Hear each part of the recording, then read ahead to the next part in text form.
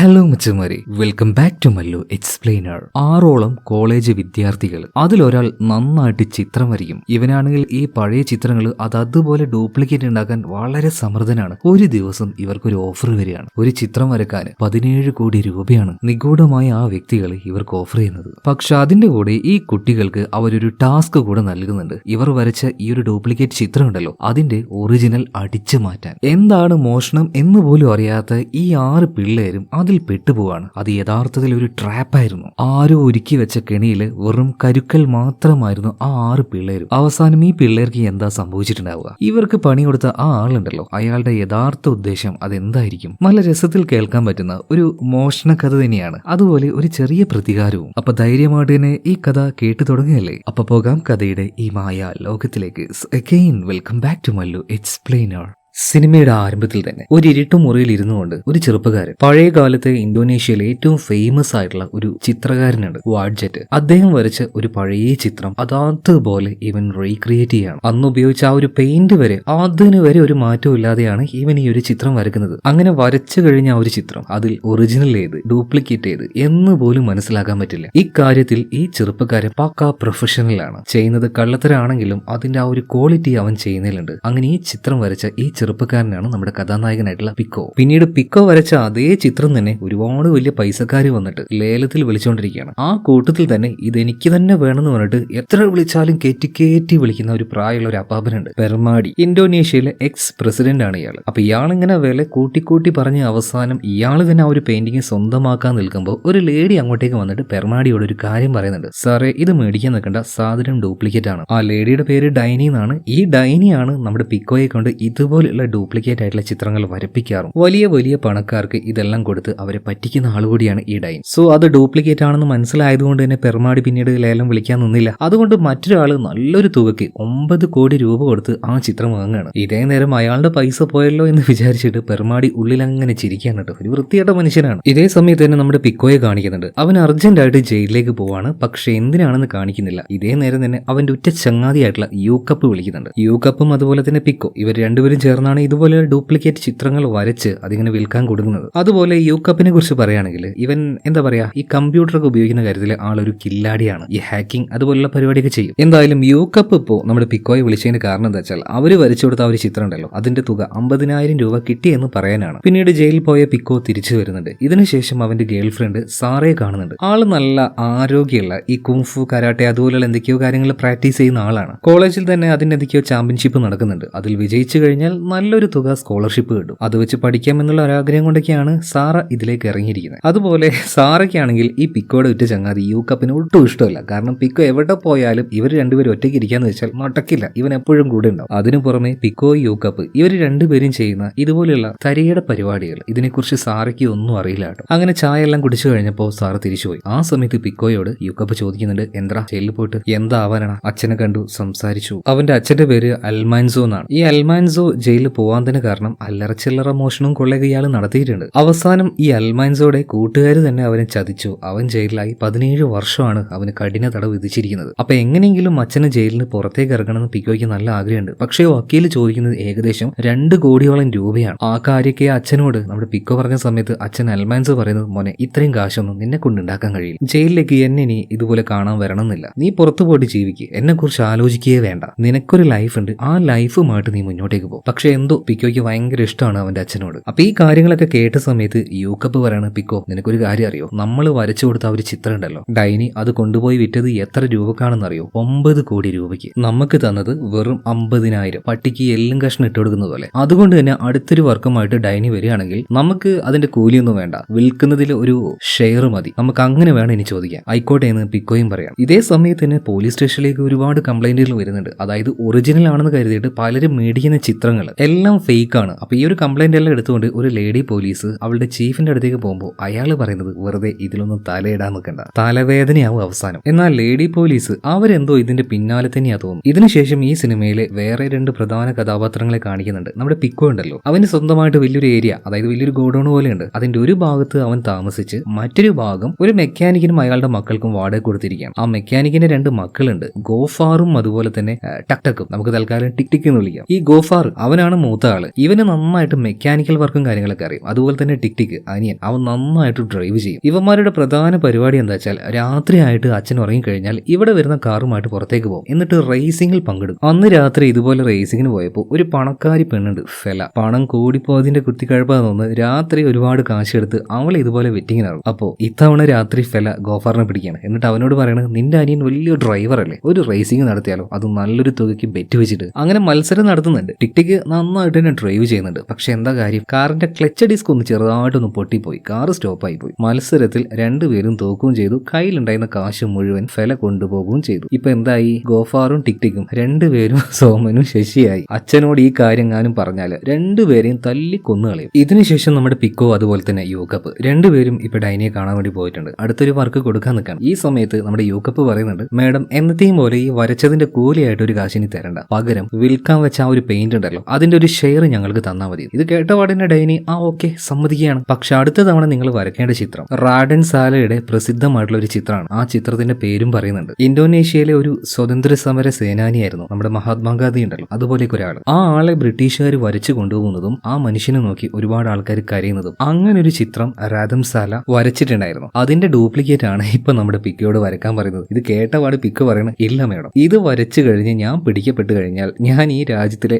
രാജ്യദ്രോഹിയായിട്ട് മാറും. വെറുതെ ഈ പണി ഞാൻ ഇല്ലാന്ന് പറഞ്ഞിട്ട് അവൻ പോവാൻ നിൽക്കുമ്പോൾ പെട്ടെന്ന് തന്നെ യൂക്കപ്പ് പറയണം, നീ അവിടെ നിൽക്ക്, മേഡം ഈ ചിത്രം വരച്ചു കഴിഞ്ഞാൽ നിങ്ങൾ എത്ര തരും ചോദിക്കുകയാണ്. ഈ സമയത്ത് ഡൈനി പറയാണ്, 1 കോടി രൂപ തരാം. 1 കോടി രൂപ അല്ലേ, നടക്കില്ല മേഡം, ഇനി എത്ര റേറ്റ് എന്താണെന്ന് ചിത്രം വരച്ചു കഴിഞ്ഞിട്ട് ഞങ്ങൾ തന്നെ പറയാന്ന് പറഞ്ഞിട്ട് ഇപ്പൊ പിക്കോ യൂക്കപ്പ് രണ്ടുപേരും തിരിച്ചു പോകണം. റാഡൻ സാല വരച്ച ആ ഒരു ഫേമസ് ആയിട്ടുള്ള ചിത്രം പിന്നീട് അതിനെക്കുറിച്ചുള്ള പഠനങ്ങൾ ഇവർ നടത്തുന്നുണ്ട്. പ്രധാനമായിട്ടും അതിൽ 2 കാര്യങ്ങളാണ്. ബ്രിട്ടീഷുകാർ ആ ഒരു സ്വതന്ത്ര സമര സേനാനിയെ അറസ്റ്റ് ചെയ്യുന്ന സമയത്ത് അദ്ദേഹത്തിന്റെ മുഖത്ത് ഒരു ചിരി ഉണ്ടായിരുന്നു. നിങ്ങളെ കൊണ്ട് എന്നെ ഇത്രയൊക്കെ ചെയ്യാൻ പറ്റുള്ളൂടാ എന്നുള്ള ഒരു ധൈര്യത്തോടെയുള്ള ചിരി. അതുപോലെ അദ്ദേഹത്തിനെ പിടിച്ചു കൊണ്ടുപോകുമ്പോൾ ഒരുപാട് ജനങ്ങൾ അദ്ദേഹത്തെ നോക്കി ഭയങ്കര സങ്കടപ്പെട്ട് ഇമോഷണലായി നിൽക്കുന്ന കുറേയധികം ആൾക്കാർ. 2 തരം എമോഷൻസ് തന്നെ ആ ഒരു ചിത്രത്തിലുണ്ട്. അതുപോലെ അത് വരച്ചിരിക്കുന്ന ആ ഒരു പാറ്റേൺ അതിന് തന്നെ ഒരുപാട് സവിശേഷതകളുണ്ട്. പോരാത്തതിന് ആ നാടിന്റെ അഭിമാനം തന്നെയാണ് ആ ഒരു ചിത്രം എന്ന് പറയുന്നത്. അപ്പൊ അതിന്റെ മുകളിൽ ഒരു കളി കളിക്കാൻ നിന്നിട്ടുണ്ടെങ്കിൽ ഉറപ്പായിട്ടും രാജ്യദ്രോഹിയായിട്ട് മാറും. മാത്രമല്ല ഈ ഒരു ഒറിജിനൽ ചിത്രം ഉണ്ടല്ലോ അതുള്ളത് ആ നാട് ഭരിക്കുന്ന പ്രസിഡന്റിന്റെ കയ്യിലായിരിക്കും. ആദ്യത്തെ പ്രസിഡന്റ് അത് പെർമാഡിയായിരുന്നു, നമ്മൾ നേരത്തെ കണ്ട ആളുണ്ടല്ലോ. എന്നാൽ അയാളുടെ സ്ഥാനം പോയി ഇപ്പൊ പുതിയൊരാൾ വന്നിരിക്കുകയാണ്. അതുകൊണ്ട് തന്നെ പെർമാഡി ഇയാളുടെ ഓഫീസിൽ നിന്നും ആ ഒരു ചിത്രം പുതിയ പ്രസിഡന്റ് ഉണ്ടല്ലോ അയാളുടെ ഓഫീസിലേക്ക് കൈമാറുകയാണ്. ഇതേ സമയം തന്നെ ആ ഒരു ചിത്രം ഉണ്ടല്ലോ അതിനെക്കുറിച്ച് നന്നായിട്ട് പഠിച്ചുകൊണ്ടിരിക്കുകയാണ് പിക്കോ യൂക്കപ്പ്. ടെക്നിക്കലി അതിന്റെ എല്ലാ കാര്യങ്ങളും മനസ്സിലാക്കാനായിട്ട് യൂക്കപ്പ് പോവാണ് ഇപ്പോൾ. അതുപോലെ പിക്കോ ആണെങ്കിൽ നേരെ ഗേൾഫ്രണ്ട് ആയിട്ടുള്ള സാറയുടെ അടുത്തേക്ക് ചെന്നിട്ട്, ഇനിയുള്ള ഒരാഴ്ച ഞാൻ നിന്നെ കാണാൻ വരില്ല കേട്ടോ, ഒരാഴ്ച നീ എങ്ങനെയെങ്കിലും അഡ്ജസ്റ്റ് ചെയ്തേ മതിയാവുള്ളൂ, എനിക്ക് ചെറിയൊരു ജോലിയുണ്ട്. എന്നാൽ എന്താണ് ഏതാണ് എന്ന് ഓവറായിട്ട് ചോദിച്ച് അവനെ ബുദ്ധിമുട്ടിക്കാനൊന്നും സാറ നിൽക്കുന്നില്ല കേട്ടോ. അതുപോലെ തന്നെ സാറയുടെ ആ ഒരു ഫിസിക്ക് നിങ്ങളൊന്ന് നോക്കിയേ, അത്യാവശ്യം നല്ല സ്ട്രെങ്ത് ആയിട്ടുള്ള ഒരു ലേഡിയെ പോലെ കണ്ടാൽ തന്നെ തോന്നില്ലേ. ഓക്കെ, അതവിടെ നിൽക്കട്ടെ. അങ്ങനെ സാറയോട് പറഞ്ഞു ഒരാഴ്ചത്തേക്ക് ഇനി വരില്ല എന്നും പറഞ്ഞ് പിക്കോ നേരെ അവന്റെ ആ ഒരു വീട്ടിലേക്ക് പോവാണ്. അതുപോലെ തന്നെ യൂക്കപ്പ്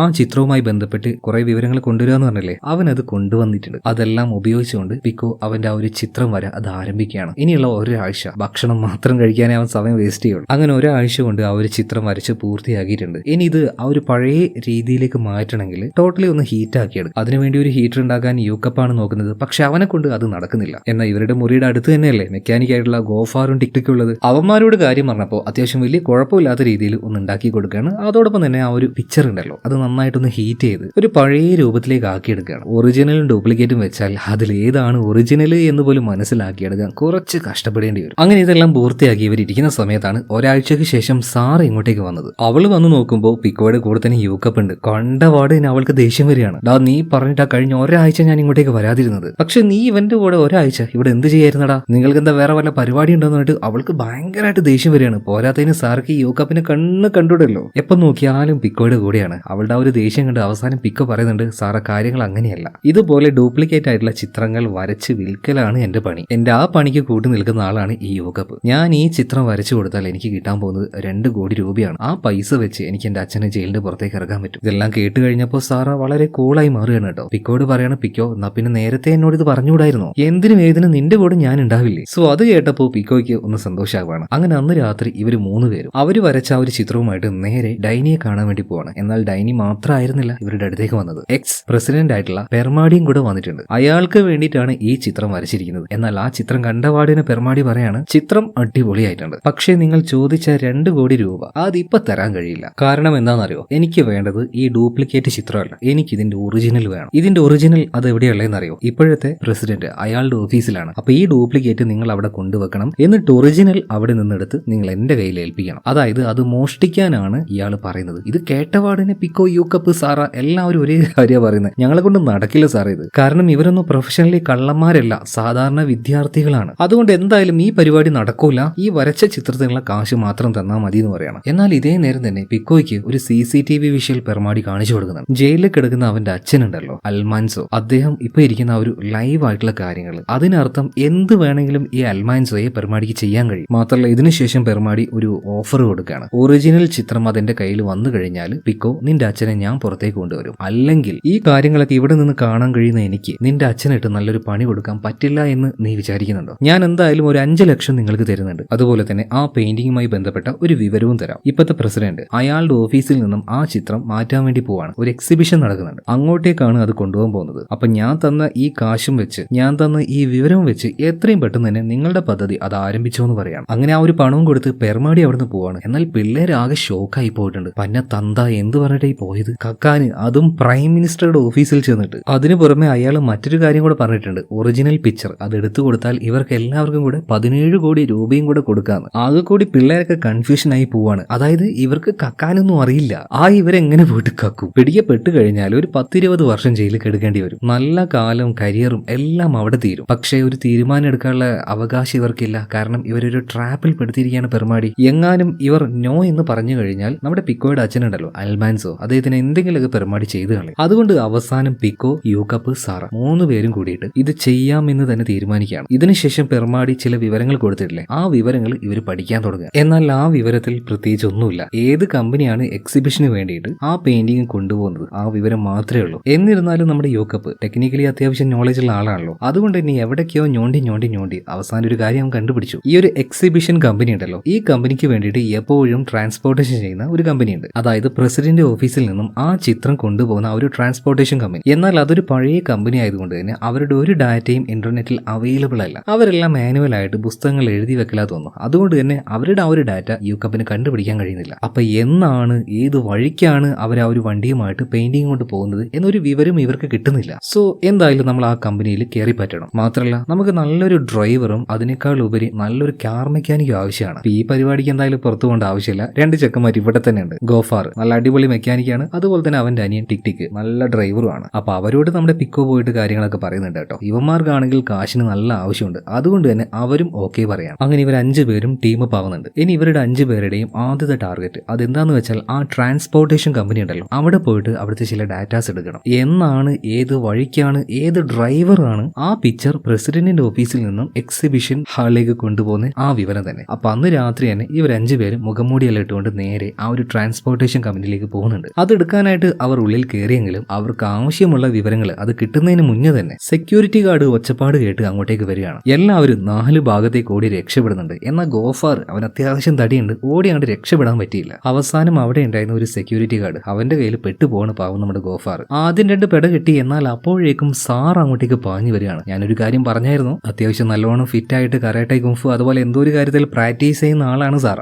വന്ന വാർഡ് തന്നെ ചാടി 2 ചവിട്ടാണ് സെക്യൂരിറ്റിക്ക് നോക്കിയിട്ട്. പിന്നീട് ഗോഫാറുമായിട്ട് ഇവർ അവിടെ നിന്ന് രക്ഷപ്പെട്ടു പോകുന്നുണ്ട്. അവരുടെ സ്ഥലത്തേക്ക് എത്തിയ സമയത്ത് എല്ലാവരും നല്ല കിതക്കലാണ്, അതിലുപരി നന്നായിട്ട് പേടിച്ചിട്ടുണ്ട്. ഈ സമയത്ത് പിക്കോ പറയുന്നുണ്ട്, യൂക്കപ്പേ നീയല്ലേ പ്ലാനൊക്കെ ഉണ്ടാക്കിയത്, നല്ല അസലായിട്ട് പാളിയില്ലേ, ഇനി ഇതുപോലെ എന്തെങ്കിലും ഒരു കാര്യം ചെയ്യണമെങ്കിൽ നല്ല ധൈര്യമുള്ള, ഇതുപോലെ കാര്യങ്ങൾ പ്ലാൻ ചെയ്യാൻ കഴിയുന്ന, ബുദ്ധിയുള്ള, നല്ല സ്കിൽഡ് ആയിട്ടുള്ള, പൈസയെക്കുറിച്ച് യാതൊരു ബോധവും കഥയില്ലാത്ത ഒരാളും വേണം. അങ്ങനെ ഒരാളുണ്ടെങ്കിലേ, അല്ലെങ്കിൽ അയാളുടെ പ്ലാൻ ഉണ്ടെങ്കിലേ നമുക്ക് ഈ കാര്യം സക്സസ് ആയി ചെയ്യാൻ കഴിയുള്ളൂ. പക്ഷെ അങ്ങനെ ഒരാളെ എവിടെ കിട്ടും? കുറെ നേരം ആലോചിച്ചപ്പോ യൂക്കപ്പ് പറയാണ്, ഞാൻ തന്നെ അങ്ങനെ ഒരാളെ കൊണ്ടുവരാം. ആ ആള് അത് മറ്റാരുമല്ല, ഗോഫാറിനെയും ടിക്ടിക്കിനെയും ബെറ്റിംഗിൽ തോപ്പിച്ച് കളഞ്ഞ ഫെലയാണ്. ഈ ഫെല നന്നായിട്ട് ഗ്യാംബ്ലിംഗ് കളിക്കും. ഒരാള് പോലും അവളോട് കളിച്ച് ജയിക്കൂല. അതിന് അവൾക്കൊരു പ്രത്യേക ട്രിക്ക് ഉണ്ട് ആ കളിയിൽ വിജയിക്കാനായിട്ട്. സത്യം പറഞ്ഞാൽ ഫെല ഈ കളിയെല്ലാം കളിക്കുന്നത് കാശിന് വേണ്ടിയിട്ടേ അല്ല, അവളുടെ വീട്ടിൽ അത്രയും കാശുണ്ട്, ജസ്റ്റ് ഫോർ ആൻ എന്റർടൈൻമെന്റ്, ഒരു ത്രില്ലിന് വേണ്ടി ചെയ്യുന്നു എന്ന് മാത്രം. എന്തായാലും ഫെലയെ കാണാൻ കാണാനായിട്ട് യൂക്കപ്പ് അങ്ങോട്ടേക്ക് ചെല്ലുകയാണ്. ഒരുപാട് പേര് അവളുടെ അരികിലേക്ക് വന്നിട്ട് ഗ്യാംബ്ലിംഗ് കളിക്കുന്നുണ്ട്. എല്ലാവരും നല്ല 8 നിലയിൽ പൊട്ടിപ്പോവാണ്. എന്നാൽ അവളുടെ ആ ഒരു ട്രിക്ക് കറക്റ്റ് ആയിട്ട് മനസ്സിലാക്കിയ യൂക്കപ്പ് അവളോടൊന്ന് കളിക്കുകയാണ്. ആ കളിയിൽ അവൻ വിജയിക്കുന്നുണ്ട്. കുറെ കാലത്തിന് ശേഷം ഫെലയെ ഒരുത്തൻ തോപ്പിക്കുന്നത് ഇപ്പോഴാണ്. അതുകൊണ്ട് തന്നെ ഫെലയ്ക്ക് യൂക്കപ്പിനോട് ഒരു റെസ്പെക്ട് തോന്നുന്നുണ്ട്. രണ്ടുപേരും അങ്ങോട്ടും ഇങ്ങോട്ടും സംസാരിക്കുകയാണ്. കുറെ കഴിഞ്ഞപ്പോൾ യൂക്കപ്പ് അവന്റെ മനസ്സിലെ പ്ലാന് പറയാണ്. ഓക്കെ, ഞാൻ നിങ്ങളുടെ കൂടെ നിൽക്കാന്ന് പറഞ്ഞിട്ട് ഫെലയും ഇപ്പോൾ അവരുടെ ഒരു ഗ്യാരേജിലേക്ക് വരികയാണ്. എന്നാൽ ഗ്യാരേജിൽ വേറെ രണ്ടുപേരുണ്ടല്ലോ, ഗോഫാറും ടിക്ടിക്കും. രണ്ടുപേരും ഫെലയെ കണ്ടപാടിന് ഈ കള്ളത്തിയോ ഇവളെയാണോ കൊണ്ടുവന്നിരിക്കുന്നത്, എന്നാ പിന്നെ ഞങ്ങളില്ല, ഇവള് വെറും കള്ളത്തിയാണ്, ഞങ്ങളെ പറ്റിച്ച് ഞങ്ങളുടെ കുറെ കാശ് കൊണ്ടുപോയതാണ്, ഇതും പറഞ്ഞു അവര് ഭയങ്കര വഴക്ക്. ഇതിനിടയിൽ പിക്ക് വന്നിട്ട് പറയണേ, ഡോ നിങ്ങൾ രണ്ടാണുകൾ, നിങ്ങളെ നന്നായിട്ട് ഇവള് പറ്റിച്ചിട്ടുണ്ടെങ്കിൽ ഇവൾക്ക് അതിനുള്ള കഴിവുണ്ട് എന്നല്ല അർത്ഥം. നമ്മൾ ഇവിടെ പഴയ ശത്രുതയോ കാര്യങ്ങളോ ഒന്നും ആലോചിച്ച് അത് തലയിൽ വെക്കേണ്ട ആവശ്യമില്ല. ടാലന്റ് ഉള്ള ഒരാള്, ആ ആളെയാണ് നമുക്ക് ആവശ്യം. പിന്നീട് യൂക്കപ്പ് ഉണ്ടാക്കിയ ആ ഒരു പ്ലാന് പിക്കോ ഈ ഫെലയോട് പറഞ്ഞു കൊടുക്കുകയാണ്. എല്ലാ പ്ലാനും കേട്ട് കഴിഞ്ഞതിന് ശേഷം ഫെല പറയാണ്, വർമ്മ സാറേ പ്ലാനൊക്കെ കൊള്ളാം, പക്ഷേ ഈ പ്ലാനുമായിട്ട് നിങ്ങൾ മുന്നോട്ടേക്ക് പോയാൽ 8ന്റെ പണി കിട്ടും, ഇതിൽ ഒരുപാട് ലുപ്പ് ഹോൾ ഉണ്ട് എന്ന് പറയാണ്. പിന്നീട് ഫെല ഓരോ കാര്യങ്ങളായിട്ട് പറയാൻ തുടങ്ങുകയാണ്. ആദ്യമായിട്ട് ആ കമ്പനി ഏത് വണ്ടിയാണ് വിടാൻ പോകുന്നത് എന്ന് നിങ്ങൾക്കറിയില്ല, ഏത് ഡ്രൈവറെയാണ് വിടാൻ പോകുന്നത് എന്ന് നിങ്ങൾക്കറിയില്ല, ഏത് സമയത്താണ് വിടാൻ പോകുന്നത് അതും നിങ്ങൾക്കറിയില്ല, ഏത് സ്ഥലത്ത് കൂടിയാണ് വിടാൻ പോകുന്നത്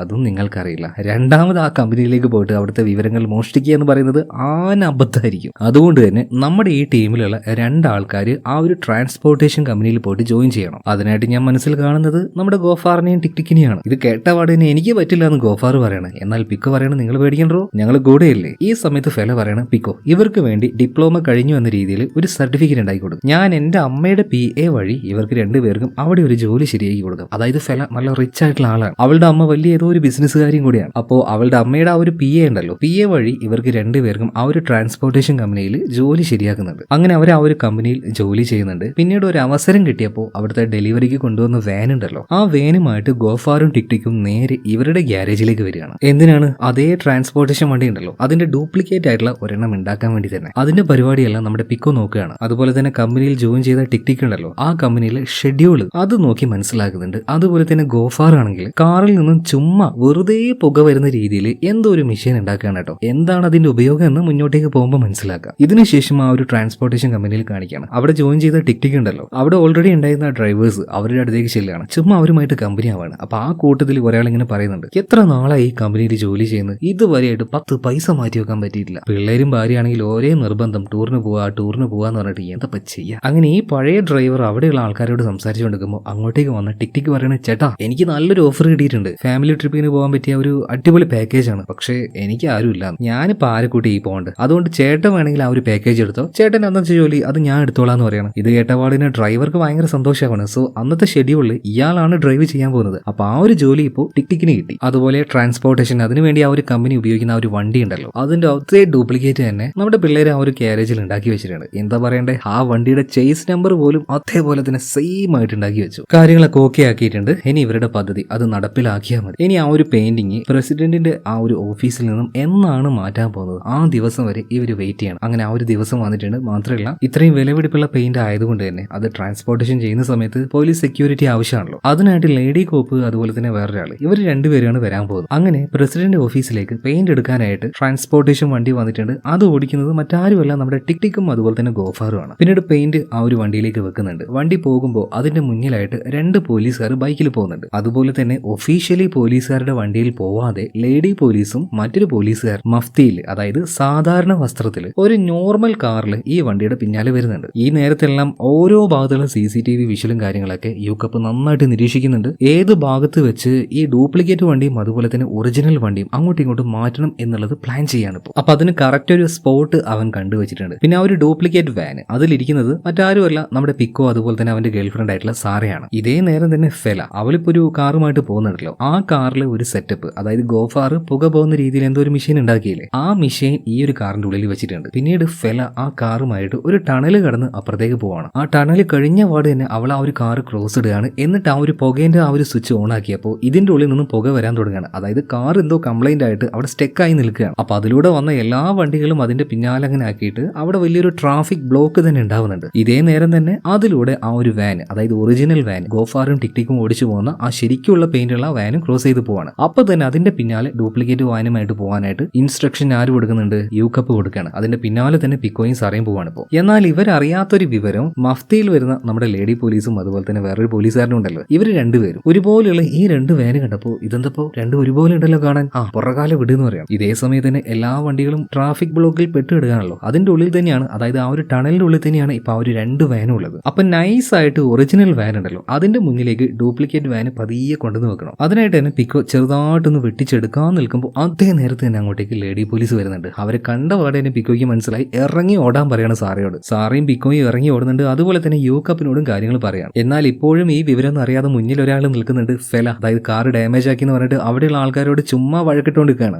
അങ്ങോട്ടേക്ക് ഇപ്പോൾ യൂക്കപ്പ് മോടി വന്നിട്ട് അവളോട് സിഗ്നൽ കാണിക്കുകയാണ്. സംഗതി നന്നായിട്ട് പാളി ഓടി രക്ഷപ്പെട്ടു. സോ കേട്ട പാട് തന്നെ അവളിപ്പോൾ യൂക്കപ്പിന്റെ കൂടെ അവിടുന്ന് രക്ഷപ്പെട്ടു പോവാണ്. അങ്ങനെ എല്ലാവരും 4 വഴി ഓടിയിട്ടുണ്ട്. ഇപ്പൊ ഒരു ഒറിജിനൽ വാന് അതിന്ന് ഗോഫാറും ഇറങ്ങി ഓടി. എന്നാൽ ടിക് ടിക് അവന് രക്ഷപ്പെടാൻ പറ്റിയില്ല. അവനെ മാത്രം പോലീസ് പൊക്കുകയാണ്. രക്ഷപ്പെട്ടു പോയ പിക്കോ സാറ ഇവർ രണ്ടുപേരും എങ്ങോട്ടോ പോയിട്ടുണ്ട്. ഗോഫാർ രാജ്യം തന്നെ വിട്ടുവെന്നാ തോന്നുന്നത്. അതുപോലെ തന്നെ യൂക്കപ്പ് ഫെല രണ്ടുപേരും നേരെ പോകുന്നത് ഫെലയുടെ അമ്മയുടെ പി എ ഉണ്ടല്ലോ അയാളുടെ അടുത്തേക്കാണ്. ഇവർക്ക് രണ്ടുപേർക്കും ഒളിച്ചു താമസിക്കാനായിട്ട് ഈ പി എ ഒരു സ്ഥലം കാണിച്ചു കൊടുക്കുകയാണ്. അപ്പൊ അവിടെയാണ് യൂക്കപ്പും അതുപോലെ തന്നെ ഫെലയുള്ളത്. എന്നാൽ അവിടെ വന്നതിന് ശേഷം യൂക്കപ്പ് ഇങ്ങനെ ആലോചിക്കുന്നുണ്ട്, ഫെല എവിടെ വെച്ചാണ് നമ്മുടെ പ്ലാനിങ് മാറിപ്പോയത്. കുറെ നേരം ആലോചിച്ചപ്പോൾ ഇവർക്ക് കാര്യം മനസ്സിലായി. അതായത് ഈ പണി ഇവരെ ഏൽപ്പിച്ച പെർമാടി ഒരു വിവരം കൊടുത്തായിരുന്നു, പോലീസുകാർ ഈ വാനിന്റെ കൂടെ തന്നെ ഉണ്ടാവുമെന്ന്. എന്നാൽ അത് മഫ്തിയിൽ, അതായത് സാധാരണ ഡ്രസ്സിലായിരിക്കും എന്നുള്ള വിവരം ഇവരോട് പറഞ്ഞില്ലായിരുന്നു. എന്തുകൊണ്ടാണ് മനഃപൂർവ്വം ആ കാര്യം അയാൾ പറയാതിരുന്നത്? അതായത് നമ്മളെ മനഃപൂർവ്വം പെടുത്താൻ വേണ്ടി തന്നെയാണ് ചിലപ്പോൾ ആ ഒരു നുണ പറഞ്ഞിട്ടുണ്ടാവുക. ആകെ യൂക്കപ്പിന് ഭ്രാന്ത് പിടിക്കുന്നുണ്ട്. ഇതേ സമയത്ത് തന്നെ പിക്കോ, സാറ പിന്നെ ഗോഫാർ 3 പേരും രക്ഷപ്പെട്ട് അവരുടെ ആ ഒരു ഗ്യാരേജിലേക്ക് വന്നിട്ടുണ്ട്. എന്നാൽ ഗോഫാർ ആകെ ടെൻഷനിലാണ്. അവന്റെ അനി ഇപ്പൊ പോലീസുകാരുടെ കയ്യിലാണ്. ഇതിനുശേഷം ടിക് ടിക്കിനെ കാണിക്കാണ്. ആ ലേഡി പോലീസ് വന്നിട്ട് അവനോട് പരമാവധി ചോദിക്കുന്നുണ്ടെങ്കിലും ഇത്രയും നേരം അവന്റെ കൂടെ ഉണ്ടായിരുന്ന ഒരാളെ കുറിച്ചും അവനൊന്നും പറയുന്നില്ല. മിണ്ടാതെ അങ്ങനെ ഇരിക്കുകയാണ്. ഇതേ സമയത്ത് തന്നെ പോലീസുകാർ ഇവർ ഭയങ്കര കൺഫ്യൂഷനിലാണ്. കാരണം എന്താണെന്നറിയോ? അതായത് ആ ഒറിജിനൽ ചിത്രം അത് എക്സിബിഷൻ ഹാളിലേക്ക് കൊണ്ടുപോയേ മതിയാവുള്ളൂ, അല്ലെങ്കിൽ പോലീസുകാർക്ക് ഭയങ്കര നാണക്കേടായിരിക്കും. എന്നാൽ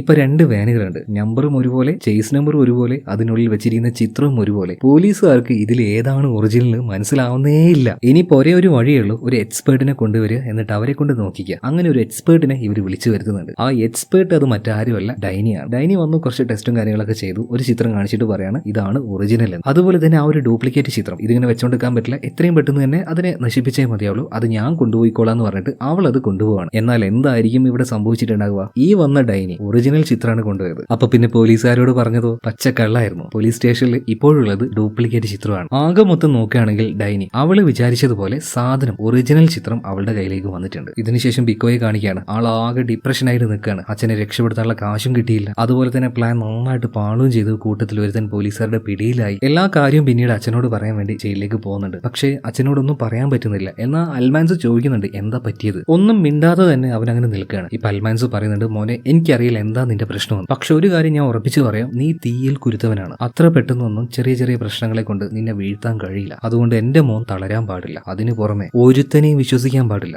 എല്ലാവരെയും എപ്പോഴും ഒരു സംശയത്തിന്റെ നിഴലിൽ നിർത്തണം. ഇത്ര ആയപ്പോഴേക്കും സമയം കഴിഞ്ഞു. പോലീസുകാർ വന്നിട്ട് ഇപ്പൊ അൽമാൻസോയെ കൂട്ടിക്കൊണ്ടുപോകാം. അച്ഛൻ പറഞ്ഞതുപോലെ തന്നെ ഒന്ന് ഓക്കെ ആകാം എന്ന് കരുതിയിട്ട് പിക്കോ നേരെ ഈ ഒറിജിനൽ ചിത്രം അതൊരു എക്സിബിഷൻ ഹാളിലേക്ക് കൊണ്ടുപോയി എന്ന് പോലീസുകാർ വിചാരിക്കുന്നില്ലേ. അങ്ങോട്ടേക്ക് അത് കാണാനായിട്ട് ചുമ്മാ ഒന്ന് ചെല്ലുകയാണ്. എന്നാൽ ആൾക്കാർ കൂടി നിൽക്കുക. അങ്ങോട്ടേക്ക് പോയി നോക്കിയപ്പോൾ പിക്കോയ്ക്ക് ഒറ്റ അടിക്കാന കാര്യം മനസ്സിലായി. അതായത് ഇവിടെ വെച്ചിരിക്കുന്ന ഈ ചിത്രം ഇത് ഒറിജിനൽ അല്ല. കഴിഞ്ഞ ആഴ്ച അവൻ അവന്റെ കൈകൊണ്ട് വരച്ച ഡ്യൂപ്ലിക്കേറ്റ് ആണ്. അത് ഉണ്ടാക്കിയ പിക്കോയ്ക്ക് ഇത് മനസ്സിലാകാതിരിക്കും. എന്താ ഇവിടെ സംഭവിച്ചതെന്ന് തിരിയാതെ പിക്കോ അതിന്റെ അടുത്തേക്ക് പോകാൻ നിൽക്കുമ്പോഴേക്കും അവിടുത്തെ സെക്യൂരിറ്റി ഗാർഡ് വന്നിട്ട് അവനെ പിടിച്ച് പുറത്തേക്കാക്കുകയാണ്. എന്നാൽ ഒറിജിനൽ ചിത്രം അതെവിടെ പോയി? സ്റ്റേഷനിൽ നിന്നും അത് അടിച്ചു മാറ്റിയ ഡൈനി അത് നേരെ കൊണ്ടുപോയി കൊടുക്കുന്നത് പെർമാടിക്കാണ്. 10 പൈസ ചിലവില്ലാതെ സ്വന്തം കയ്യിലേക്ക് എത്തിക്കാനുള്ള പെർമാടിയുടെ പ്ലാൻ ആയിരുന്നു ഇതെല്ലാം. അതിനുവേണ്ടി തന്നെയാണ് യൂക്കപ്പ് വിചാരിച്ചതുപോലെ വേഷം മാറിയ പോലീസ് വാനിന്റെ പിന്നാലെ ഉണ്ടാവും എന്നുള്ള കാര്യം ഇയാൾ മനഃപൂർവ്വം മറച്ചു വെച്ചത്. കാരണം എന്താണെന്ന് മനസ്സിലായോ? ഇതുപോലെ ഈ പ്ലാന് നടപ്പിലാക്കുമ്പോൾ അത് നന്നായിട്ട് പാളണം. പോലീസുകാർ ഇവരെ പിടിക്കണം. എന്നിട്ട് ആ 2 ചിത്രവും നേരെ സ്റ്റേഷനിലേക്ക് കൊണ്ടുപോകണം. എന്നിട്ട് ഇതാ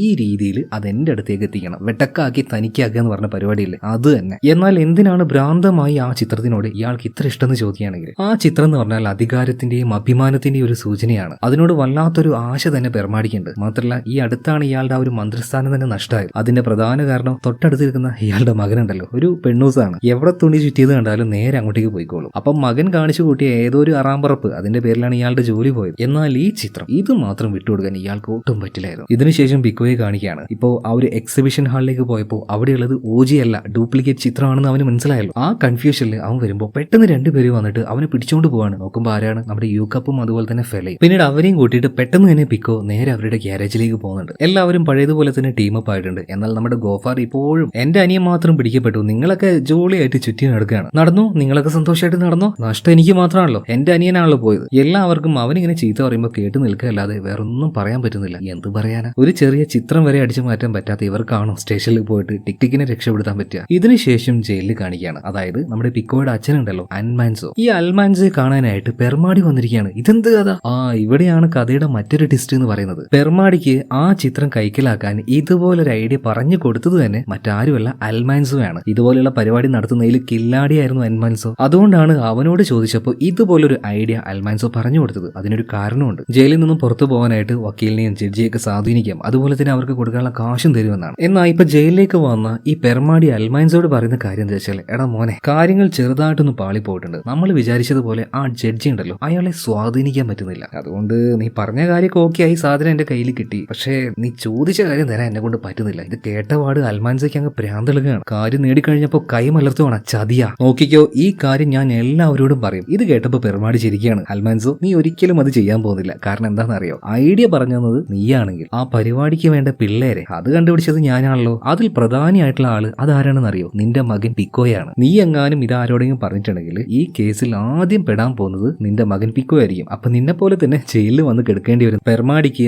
ഐഡിയ പറഞ്ഞു കൊടുത്ത അൽമാൻസോ കിട്ട് തന്നെ ഇയാൾ പണി കൊടുത്തിരിക്കുകയാണ്. ഇപ്പൊ ആകെ ദേഷ്യം വന്ന അൽമാൻസോ ഒന്നും നോക്കിയില്ല, പെർമാടിക്കിട്ട് ഒരേറ്റ അടിയാണ്. എന്നാൽ പവറും അധികാരം എല്ലാം അയാളുടെ കയ്യിലുണ്ട്. അതുകൊണ്ട് തന്നെ അൽമാൻസോയെ അവിടുത്തെ ഗാർഡ്സ് അവർ പിടിച്ചു വലിച്ചു കൊണ്ടുപോകണം. അവനെ കൊണ്ട് ഒന്നും ചെയ്യാൻ പറ്റിയില്ല. ശരിക്കും ചതിക്കപ്പെട്ടു എന്ന് പറയാം. ജയിലിൽ നിന്നും ഒന്ന് പുറത്തേക്ക് ഇറങ്ങാൻ വേണ്ടിയിട്ടാണ് ഈ പന്ന നാറിക്ക് വേണ്ടി ഇങ്ങനെ ഒരു ഐഡിയ പറഞ്ഞു കൊടുത്തത് തന്നെ. പക്ഷേ അത് സ്വന്തം മകനെ കൊണ്ട് ചെയ്യിക്കുമെന്ന് അൽമാൻസോ ഒരിക്കലും വിചാരിച്ചില്ല. ഇതിനുശേഷം നമ്മുടെ പിള്ളേരെ കാണിക്കുകയാണ്. ഗോഫാർ ഡാനിയൻ ടിക്ടിക്ക് മാത്രം ഇവിടെ ഇല്ല, എല്ലാവർക്കും വേണ്ടിയല്ലേ അവനും കൂടെ നിന്നത്. അതുകൊണ്ട് തന്നെ അവനെ രക്ഷപ്പെടുത്താൻ എന്തെങ്കിലും ഒരു പ്ലാൻ ഉണ്ടാക്കിയേ മതിയാവുള്ളൂ. അതിനെക്കുറിച്ച് ഇവർ സംസാരിക്കുന്ന അതേ നേരം തന്നെ വളരെ കൂളായിട്ട് ടിക്ടിക് അങ്ങോട്ടേക്ക് വരികയാണ്. ഇവർക്കാർക്കൊന്നും മനസ്സിലാവുന്നില്ല. നീ എങ്ങനെയാ പുറത്തിറങ്ങിയ ചോദിക്കുമ്പോൾ, അല്ല, എന്നെ അകത്തിടേണ്ട യാതൊരു ആവശ്യമില്ലല്ലോ. ഒറിജിനൽ ചിത്രം അവർക്ക് കിട്ടിയിട്ടുണ്ട്. അതുപോലെ തന്നെ എനിക്കെതിരെയായിട്ട് യാതൊരു തെളിവുമില്ല. അതുകൊണ്ട് അവർ തന്നെയാണ് എന്നെ വിട്ടയച്ചത്. സോ എന്തായാലും ടിക്ടിക്ക് അവനെ ജയിലിൽ നിന്നും പുറത്തേക്ക് ഇറങ്ങണം എന്നുള്ള ഒരു വലിയ ടാസ്ക് അത് തലേന്ന് ഒഴിവാക്കി കിട്ടി. എന്നാൽ നമ്മുടെ പിക്കോ അറിയാം, നമ്മളെല്ലാവരെയും പെടുത്തിയിട്ട് നമുക്കിട്ട് പണി തന്നത് അയാളാണ്. ആ പെർമാടിയും അതുപോലെ തന്നെ ഡൈനി. നമ്മളൊക്കെ പിള്ളേരായതുകൊണ്ടല്ലേ നമ്മളെ പറ്റിക്കാം എന്നുള്ളൊരു തോന്നൽ അയാൾക്ക് വന്നത്. എന്നാൽ അത് അങ്ങനെയല്ലാന്ന് അയാൾക്ക് കാണിച്ചു കൊടുക്കണ്ടേ നമുക്ക് തിരിച്ചൊരു പണി. എല്ലാവരും നല്ല പിരിയിലായിരുന്നു. കൊടുക്കണം എന്ന് പറഞ്ഞിട്ട് എല്ലാവരും ഒരേ എനർജിയിൽ തന്നെ. പക്ഷെ ഒരു പ്രശ്നമുണ്ട്. പണ്ട് മോഹൻലാലിന്റെ ഒരു സിനിമ ഉണ്ടല്ലോ, അതിലൊരാള് നമുക്ക് കള്ളക്കടത്ത് നടത്തിയാലോ എന്ന് ചോദിക്കുമ്പോൾ മോഹൻലാൽ ചോദിക്കുന്നുണ്ട്, എന്തോന്നെടുത്ത് കടത്തും. അതുപോലെ തന്നെ എങ്ങനെ ഈ എക്സ് പ്രസിഡന്റ് ആയിട്ടുള്ള പെർമാടിക്ക് എങ്ങനെ ഇവർ പണി കൊടുക്കും? ഉള്ളിൽ ദേഷ്യവും വാശി ഉണ്ടെങ്കിലും ഓപ്പോസിറ്റ് നിൽക്കുന്ന ആള് നല്ല പവർഫുൾ ആണ്, നല്ല കാശുള്ള ആളാണ്. അതുകൊണ്ട് തന്നെ കൂടെ ഒരുപാട് ഗുണ്ടകളുണ്ട്. പിടിക്കപ്പെട്ട് കഴിഞ്ഞാൽ എല്ലാത്തിന്റെയും എല്ലിടിച്ച് ഊരിയെടുക്കും. ഇതിനിടയിൽ വേറൊരു കാര്യം സംഭവിച്ചു. അതായത് ഈ പിക്കോയുടെ അച്ഛനുണ്ടല്ലോ, അൽമാൻസോ, ഇയാള് ജയിലിൽ ചാടി. എന്നാൽ ഇയാള് ചുമ്മാ അങ്ങ് ചാടിയതൊന്നുമല്ല. അതിന് വ്യക്തമായൊരു കാരണമുണ്ട്. ഇയാൾക്കിട്ട് നല്ല പണി കൊടുത്ത പെർമാടിക്കിട്ട് ഒരു പണി കൊടുക്കണം. അതിനുവേണ്ടി തന്നെയാണ് അൽമാൻസോ ജയിലിൽ ചാടിയതും. ഇതേ സമയത്ത് നമ്മുടെ ടീം എല്ലാവരും കൂടിയിരുന്ന് ചർച്ച ചെയ്ത് ഒരു കാര്യം തീരുമാനിച്ചു. അതായത് പെർമാടി തന്നെയാണ് ആ ഒരു ചിത്രം കൊണ്ടുപോയിട്ടുണ്ടാവുക. മിക്കവാറും അത് അയാളുടെ വീട്ടിൽ തന്നെയായിരിക്കും. നമ്മൾ അവിടെ പോയിട്ട് ആ സാധനം മോഷ്ടിക്കാൻ പോവാണ്. അങ്ങനെ പിന്നീട് ചില കാര്യങ്ങൾ സെർച്ച് ചെയ്തപ്പോഴാണ് ഇവർക്കൊരു കാര്യം മനസ്സിലായത്. ഈ പെർമാടിയുടെ മകനുണ്ടല്ലോ, ആ മകന്റെ ബർത്ത്ഡേ ആണ് അധികം വൈകാതെ വരാൻ പോകുന്നത്. ആ ചെക്കനാണെങ്കിൽ ഒരുമാതിരി ഒരു പെണ്ണുപിടിയനാണ്. എവിടെ പെണ്ണിനെ കണ്ടാലും മണപ്പിച്ചുകൊണ്ട് പോകും. അപ്പോ നമ്മുടെ ടീമിൽ 2 ലേഡീസ് ഉണ്ടല്ലോ, ഫെലയും അതുപോലെ തന്നെ സാറയും. അപ്പൊ ആരെങ്കിലും ഒരാൾ പോയിട്ട് അവനെ ഒന്ന് വളച്ചെടുക്കണം. ആ പരിപാടി ഞാൻ തന്നെ ചെയ്തോളാം എന്ന് പറഞ്ഞിട്ട് സാറ നേരെ ഭയങ്കര സെക്സി ആയിട്ടുള്ള ഡ്രസ്സ് എല്ലാം ധരിച്ചുകൊണ്ട് നേരെ അവന്റെ അടുത്തേക്ക് ചെല്ലുകയാണ്. ഒരു പബ്ബിലായിരുന്നു. കാണാൻ നല്ല ലുക്കുകൾ. അതുകൊണ്ട് തന്നെ സാറയ്ക്ക് അധിക സമയമൊന്നും വേണ്ടി വന്നില്ല ഈ ഒരു പെർമാടിയുടെ മകനെ വളച്ചെടുക്കാൻ. അതുകൊണ്ട് തന്നെ ഇനി വരാൻ പോകുന്ന അവന്റെ ബർത്ത്ഡേയുടെ അന്ന് എളുപ്പത്തിൽ തന്നെ നമ്മുടെ സാറയ്ക്ക് അവിടെ കയറി പറ്റാൻ പറ്റും. ഇനി അറിയേണ്ടത് ആ വീട്ടിൽ എവിടെയാണ് ആ വലിയ ചിത്രം ഇയാൾ ഒളിപ്പിച്ചിരിക്കുന്നതെന്ന്. അതുകൊണ്ട് തന്നെ അവിടെയുള്ള സെർവർ ഹാക്ക് ചെയ്യണം. പക്ഷേ അങ്ങോട്ടേക്ക് കയറി പറ്റിയാലേ ആ പരിപാടി നടക്കുള്ളൂ എന്ന് യുക്കപ്പ് പറയണം. ഈ സമയത്ത് ഫെല പറയണം, എന്തായാലും നമ്മൾ ഇത്രയൊക്കെ അങ്ങോട്ട് ഇറങ്ങിയില്ലേ, ഈ കാര്യം ഞാൻ ഏറ്റെടുത്തോളാം എന്ന് പറയണം. അതെങ്ങനെയാ ചോദിക്കുമ്പോൾ അതൊക്കെ ഉണ്ട്, എന്തായാലും എല്ലാവരും ഒന്ന് ഞെട്ടാൻ തയ്യാറായിക്കോ. അങ്ങനെ ഒരു പദ്ധതിയുമായിട്ടാണ് ഞാൻ വരുന്നത്. ഇതിനുശേഷം ഫെല നേരെ ബിസിനസ്സുകാരിയായിട്ടുള്ള അവളുടെ അമ്മയെ കാണാൻ വേണ്ടി ചെല്ലുകയാണ്. എന്നിട്ട് അമ്മയോട് പറയുന്നുണ്ട്, അമ്മേ, നിങ്ങളുടെ പരാതിയല്ലേ, എനിക്ക് യാതൊരു കാര്യബോധവും ഇല്ല, ഞാനൊരു കാര്യം ചെയ്യില്ല. എന്നാൽ ഞാൻ ഇപ്പൊ പറയാം, എനിക്ക് സ്വന്തമായിട്ട് ഒരു ബിസിനസ് ചെയ്യണം, എനിക്ക് അതിനുള്ള ഹെൽപ്പ് അമ്മ ചെയ്യണം എന്ന് പറയണം. ഇത് കേട്ടപാടേനെ ഫെലയുടെ അമ്മയ്ക്ക് ഭയങ്കര സന്തോഷമാവുന്നുണ്ട്. നിനക്ക് എന്താ വേണ്ടേ പറഞ്ഞു എന്ന് പറയണം. അങ്ങനെ ഫെലെ അവളുടെ ആ ഒരു ബിസിനസ് പ്ലാൻ അമ്മയ്ക്ക് കാണിച്ചു കൊടുക്കുന്നുണ്ട്. ഇതിനുശേഷം ഫെല നേരെ വരുന്നത് നമ്മുടെ ടീംസിന്റെ അടുത്തേക്കാണ്. എന്നിട്ട്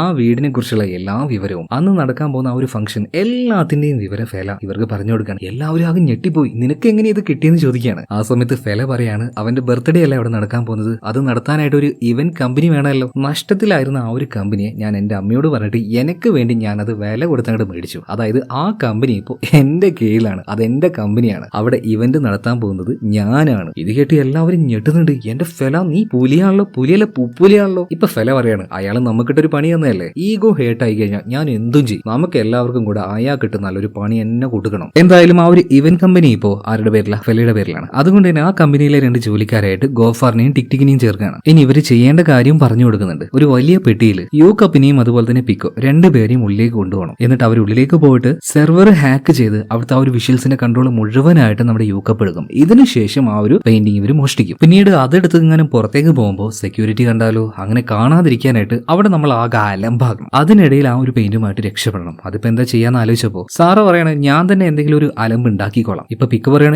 നീയൊന്നും വേണ്ട. ഇപ്പൊ ഗോഫാർ പറയണ അന്ന് കാറിൽ നിന്നും പുക വരുത്തിച്ച ആ ഒരു ട്രിക്ക് ഉണ്ടല്ലോ, അത് ചെയ്താലോ. നല്ല കട്ടയായിട്ട് പുക വരുന്ന സമയത്ത് എന്തായാലും ഫയർ സെൻസർ അത് ഓൺ ആകും, അലാറം അടിക്കും, എല്ലാവരും പേടിച്ച് പുറത്തേക്ക് പോകും. എന്നാ പിന്നെ അങ്ങനെ തന്നെ ചെയ്യാന്ന് പറഞ്ഞിട്ട് അവനൊരു പെട്ടി റെഡിയാക്കുന്നുണ്ട്. അങ്ങനെ ഇവരെ പ്ലാൻ അത് എക്സിക്യൂട്ട് ചെയ്യേണ്ട ഒരു ദിവസമായിട്ടുണ്ട്. അതായത് പെർമാഡിയുടെ മോന്റെ ബർത്ത്ഡേ. എല്ലാവരും മുന്നേ പറഞ്ഞതുപോലെ തന്നെ ആ ഒരു പരിപാടിയിൽ കയറി കൂടിയിട്ടുണ്ട്. നമ്മുടെ യൂക്കപ്പ് ആണെങ്കിൽ ഹാക്കിംഗ് എല്ലാം കഴിഞ്ഞു ഒരു 10 മിനിറ്റ് വീഡിയോ റെക്കോർഡ് ചെയ്തിട്ടുണ്ട്. എന്നിട്ട് ആ ഒരു 10 മിനിറ്റത്തെ വീഡിയോ അത് റിപ്പീറ്റ് ആയിട്ട് അതിൽ ചുമ്മാ പ്ലേ ആവുന്ന രീതിയിൽ സെറ്റ് ചെയ്യാണ്. അതുപോലെ ഇവന്റ് മാനേജ്മെന്റ് അതിന്റെ ഓണർ ആയിട്ടുള്ള നമ്മുടെ ഫെല എല്ലാ കാര്യങ്ങളും ഓക്കെ അല്ലേ, എല്ലാ കാര്യങ്ങളും അതിന്റേതായ രീതിയിൽ തന്നെ അവള് എന്താ പറയാ മെയിൻറ്റെയിൻ ചെയ്ത് കൊണ്ടുപോകുന്നുണ്ട്. എന്നാൽ ഇതേ പാർട്ടിയിൽ തന്നെ മറ്റൊരാൾ കൂടെ വന്നിട്ടുണ്ട്. മറ്റാരുമല്ല, പിക്കോയുടെ അച്ഛനായിട്ടുള്ള അൽമാൻസോ. ഞാൻ നേരത്തെ പറഞ്ഞല്ലോ ഇയാൾ ജയിലിൽ ചാടിയത് തന്നെ പെർമാഡിയോട് പക വീട്ടാൻ വേണ്ടിയിട്ടാണ്. അല്ലെങ്കിൽ അയാൾ കിട്ടി എന്തെങ്കിലും ഒരു പണി കൊടുക്കണം. അപ്പൊ എന്തോ ഒരു പദ്ധതി ഈ അൽമാൻസോയുടെ മനസ്സിലുണ്ട് കേട്ടോ. ഇതേ നേരം തന്നെ നമ്മുടെ പിള്ളേര് ബ്ലോക്ക് ചെയ്ത ഒരു ഏരിയ കാണുകയാണ്. പിക്കോ അതുപോലെ തന്നെ യൂക്കപ്പ് 2 പേരും ആ ഒരു സ്ഥലം കറക്റ്റ് മനസ്സിലാക്കി നേരെ അവിടെ ഉണ്ടായിരുന്ന രഹസ്യ റൂം കണ്ടുപിടിച്ച് നേരെ ചെന്ന് നോക്കുമ്പോൾ അവിടെ തന്നെയാണ്